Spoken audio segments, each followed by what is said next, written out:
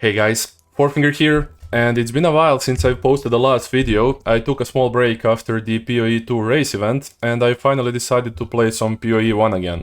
It's been 3 years since I played it the last time, so it definitely took some time to get readjusted, and I had to miss the first weekend because I had to go away, but I did catch up on the Atlas progression. I completed all the maps, I did all of the invitations, including Feared, so I think only thing that's left is the Uber Pinnacle bosses. Now I definitely have to upgrade my gear before going for the Ubers. A lot of my items are worth like maybe 10 to 20 C. Only thing that's really expensive is Relic Cash. I bought those yesterday, but I'll talk more about it once we get into the gear. Overall, the character did really well on a low budget, but this is definitely not something you want to league start with. So let's just jump into the character.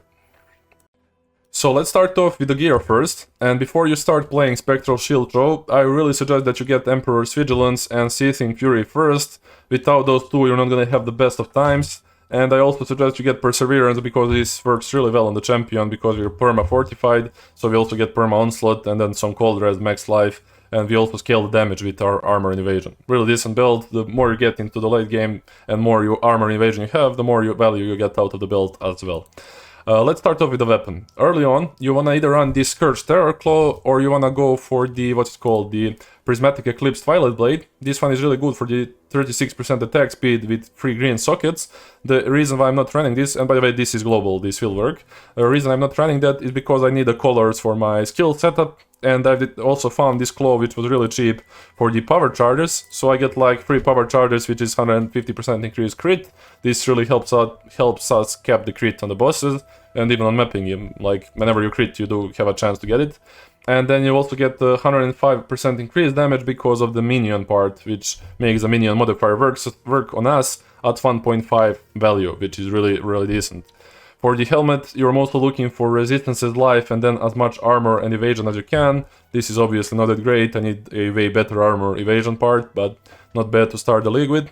And then for the implicits, I'm currently running attack damage and mana cost of attacks, which is really decent, like I said early on.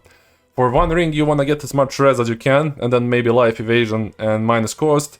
I probably want to get a little bit better ring and then use Catalyst on it as well to get, crazy amount of res, and pretty much half kept my res just from the ring.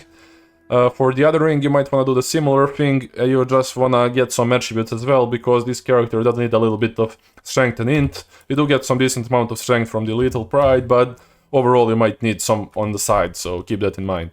For the amulet, I am running the replica badge of the Brotherhood. Those are pretty cheap as well, something around 2 divines. And those are really OP with Relic Cash. Now this is the only expensive item that I currently have. I bought it yesterday after farming a bit.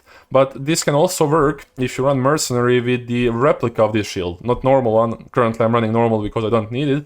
But there's a replica of this shield that gives you endurance charge to nearby allies. And this can work as well on the Brotherhood part, although it doesn't have 100% uptime as you do with the Relic Cash, so keep that in mind.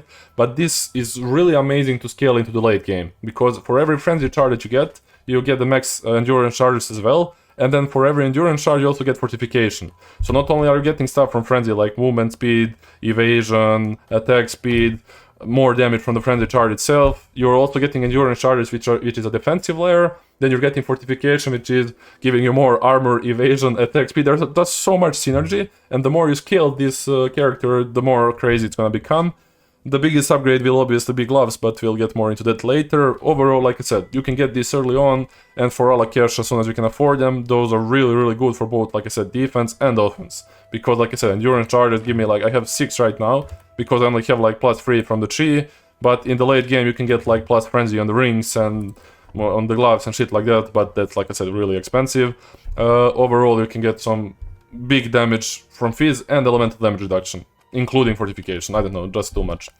Sorry for rebelling a bit. For the gloves, those are really bad right now, nothing crazy. Like I said, I want to get the Celestial Brace, the one that gives 10 fortification and attack speed as well. Those are gonna be huge, but until I can afford those are getting the job done, as you can tell, right? For the shield, you just want to try to find one with the big defense percentile to get as much armor as you can, and then as much chance to block the spell damage also helps a little bit, because we are not running the spell suppression. I might spec into it later. I don't think it's quite necessary with this much endurance charges, fortification and stuff. We'll see how that works out, but for now it's good. For the flash Trarthus, I'm pretty much just using this to remove the bleeding, and then bunch of movement, speed, armor, and evasion. You can pretty much check all of this in POB, and that should be it. For the jewels, like I said, this one is a must. We get so much value out of this jewel, it's kind of insane. Like, tooltip DPS is obviously not something I want to look at, but just by removing this jewel, we go down like half our DPS, so you get the idea. We are also running the Watcher's Eye. You are mostly looking for the Impale / 2 additional hits. This is really helpful to our DPS. I also got one for 5% chance to evade attack hits. You don't really need this, it just helps a little bit. Phasing might be good as well with the haze, but yeah. What else? We are running the Little Pride, and the way you can look for Little Pride is you can go into the POB and then just go new, pick the slot that you want to check the Little Pride for. You can pick like here, and then you can go find Timeless Jewel. So obviously we want Little Pride, and we are looking for Fortify Light, right? So you press Fortify, you press Search, and he's going to give you once the numbers that are going to give you most of those like specific stats. So if I pick this one and double click on it, I can go back here, equip the jewel, and you can see like how many of those will give me like +1 to max fortification in range. Like there's gonna be 8 of those.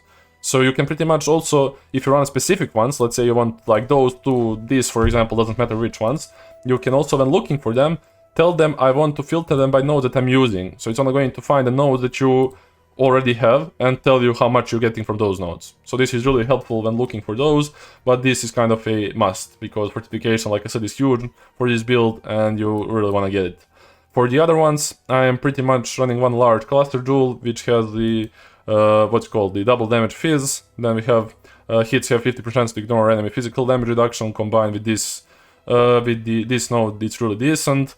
And then we have like 2 small jewels to kind of take care of mana reservation. So we took one for Pride and one for Grace. And then like just I didn't want to take the free part one because I didn't really need it. I might change those jewels around, I might play with the mana reservation, but for now, like I said, it's really decent. You can also get the Rune Graft, which gives you 10% more attack speed with the offhand. Those are like only 4 to 5 chaos. So try to get one of those at least. I mean, it's kept on one anyway, but you know, it's really decent to have.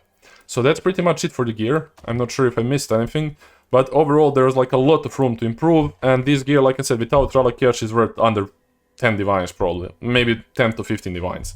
But those are the only expensive ones, and like I said, even they are dropping in price, so you'll probably be able to afford them soon enough. Besides that, I'll make upgrades as I go on this character, but that's pretty much it for that.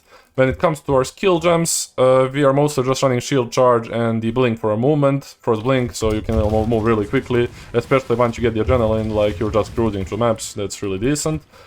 Here we have Life Tap Support, Sniper Mark, Enhanced Support, and Mark on Hit. Those are all really good together because mana is definitely an issue, so use Life Tap. Sniper Mark has a good thing because once you hit a target, let's say that the Denning is a target, if you mark him and we throw the shield, once the shield hits him, he's going to split into 2 if you don't have the reduced effect from the mark and hit. So the way I counteract this 16% reduced effect is that I anointed this. Obviously, you can also get the tattoos, which give you the same thing, which is mark effect. You pretty much don't want to lose any mark effect, but I think those are like... yeah, you have the tattoos which give you 4%. So I could probably get like 4 of those tattoos instead of the anoint and be done with this. But once I minimax more, this is going to be the path. And you can even get 50% on top of this to get an extra split from the Sniper Mark. And then it's going to split to 3 shields. And if you aim just behind the target, like here, it's going to hit him once, split 3 times, and all of those are going to be close. But if you aim here, then all of those will be like in bigger radius. So you just want to slightly aim behind the target. And like I said, get 50% more increased mark effect, and that's going to give you so much single target DPS. So even without all of that, the character is already doing really big damage, but keep in mind this can be a lot better. So this is the second setup. Now this is Corrupting Fever, Life Tap Support, and Brutality.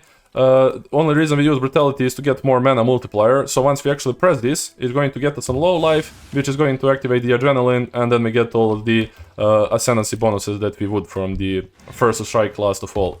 So this is the shield link. Then for the main links, you want to crit strike, crit damage, vicious projectiles, impale, and then brutality, and obviously the Spectral Shield Throw of Tartaras, whatever you pronounce this. Yeah. So sorry, I can do this. Trarthus. I think that's how you say it. Whatever, I don't care. Here we have Molten Shell, cast when damage taken, support, more duration, and precision. Obviously, I don't think I even need precision right now. I've just kind of put it there. I have more crit than needed, and we don't need the accuracy because we have the vertifo. Enemies cannot evade us and we always down, so I don't think this is really needed. And for the last ones, we run Pride, Enlighten, Determination, and Grace. This is, like I said, we scale both defenses and offenses because of the belt, so there's a lot of synergy there. So that's pretty much it for the links and for the gear. Let's go into the skill tree.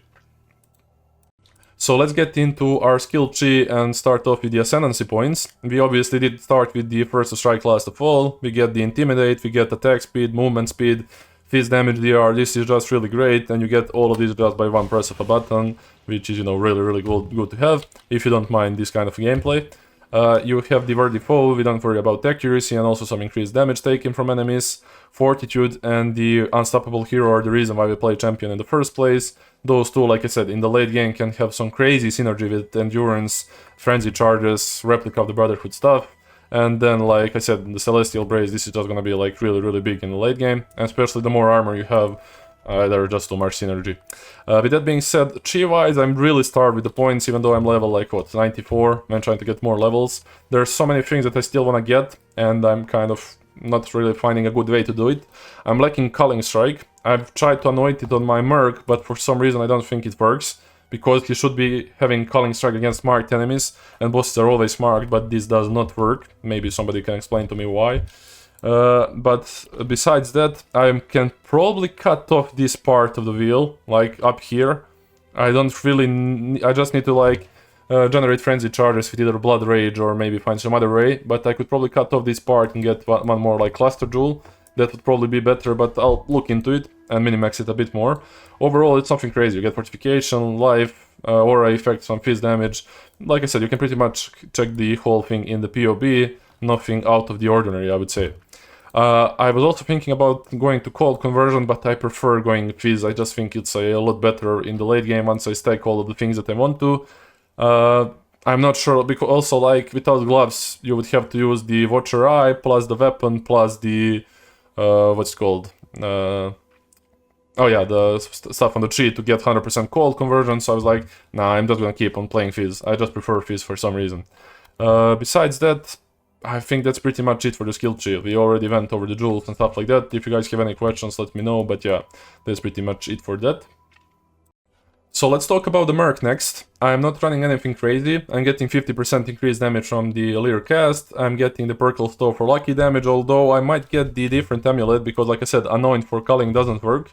I might get the Eternal Struggle for 15% chance, 15% cull. I'll see if I can get other sources of cull instead. If not, I might do that. For the shield, this is just a random thing, you don't really need this at all. And then I have 3 additional curse rings. And the reason why I have those is because I'm running the Ascendancy Gentle Touch. Those gloves just tremendously help with the clear, because with the kinetic bolt it just hits everything in the map, it curses everything. And I also get vulnerability for more damage, temporal change for more defenses, and not only that, like I said, it also gives us haste. Even Flame Bolt feels like it's boosting damage a little bit. I'm probably chipping, but that's how it feels like sometimes. I know it's supposed to like buff the projectile damage, but because it's fire, you know, and stuff, it just feels like kind of weird when she uses it in a good way. But I'll just check if she lives now or not, and if she does die from time to time, I'll just get more defenses. I think she's just lacking a bit of fire and cold, and I'm giving her a lot of like evasion and the armor, so she should be tanky enough. Overall, she's a great clear to have, and helps on boosting with vulnerability pretty much in haste. That's mostly it for the Merc. So let's just give you a showcase of how it feels in a normal map. You've already seen the kill on the tier 17 and the Feared, so let's just do the normal map next. Okay, and the only thing that's left to do is just to show you a normal map, just to see how the build feels for clear, and to show you how the Merc helps with the Ascendancy Gentle Touch. Like I said, this build can do tier 17s, but it is kind of rippy, you will die from time to time. So you either need to play really well or to pay a bit more attention, or you can just grind a little bit better gear, which I'm trying to do right now, and then you can do them consistently with all of the, the mechanics that you want. But overall, let's just see if there's anything decent here. Nothing crazy that I'm seeing, so yeah. Overall, yeah, let me just show you how it feels like. As you can see, pretty much everything dies from the curses. I just like heal a few of them, and then the chain explosions from Ascendant start, and that's pretty much what's giving us the clear, so nothing quite crazy there. Let's see if we get any decent... What's it called? Oh yeah, we already had the Mercenary. Sorry, I kind of had really bad luck with the Mercenary this league. I had like 1 Divine and maybe 2 Divines actually once, and that was it. I don't think I had anything after that. Quantity is fine. Let's get the... Oh, actually no, I'm not gonna get shrines for the showcase. That's kind of a dick move in the community. Don't get the shrines for showcase, guys. Everyone can do it with the shrine. I agree with that actually. It just makes you too OP. Some shrines are just busted. So what do we have? Leo? No, I don't want him here. Borichi? Not as well. So okay, let me just release. Release. I don't want to do that. And for you, yeah, that's fine. I'm trying to set up my what's called the betrayal to be in a certain way, so I can just farm the 2 of the main ones. The transportation and the other one. So what do we have here? Aisling to intervention. No, we don't want her there. Cameria, no. Okay, wait, we're Riker. And I interrogate you. We are going to just interrogate you, doesn't really matter too much. You can do the same thing. And then you... Yeah, that's fine. Basically what I'm trying to do is like just get the Leo back to intervention and then get the connection between the leader and the lieutenants. I'll make a separate video on how to farm it. I recently started like going more minimaxy about it, and it's been really good. Like you can farm with divination and raw currency jobs, and it's been okay, I guess. Overall, like I said, the build definitely can scale way further, and the damage is already there, so... Oh nice, tier 17 map. There we go. Can be scaled way further, but for now I'm just happy for what it is. And like I said, it didn't perform much different before Alakesh. I just feel like I'm a bit tankier. Damage-wise, it's the same thing. You pretty much felt the same while we played. It's nothing crazy in that regard, but you can definitely feel the elemental damage reduction you get from the Endurance Charges. I didn't play for so long, I thought Endurance Charges actually still gave elemental resistance. Once I saw it was like a flat amount, I was like, yeah, that's kind of broken. We'll just go to the boss. I think he's usually next to this tent, I think, right? Okay, there he is. Come here, bro. So see how I am just a little bit behind him and then bosses just melt. Like, you can literally delete all of those bosses. So yeah, that's pretty much it, the feel for the normal map. Like I said, you can do the tier 17s and all of that, but I wouldn't farm them until you can, you know, do all the other Atlas strategies with them as well without being a too rippy, because I also want to level up. So thank you guys for watching. If you have any questions, like I said, POB will be down in the description. I'll try not to enable any crazy mods, and I'll make updates as we go. So see you guys in the next one.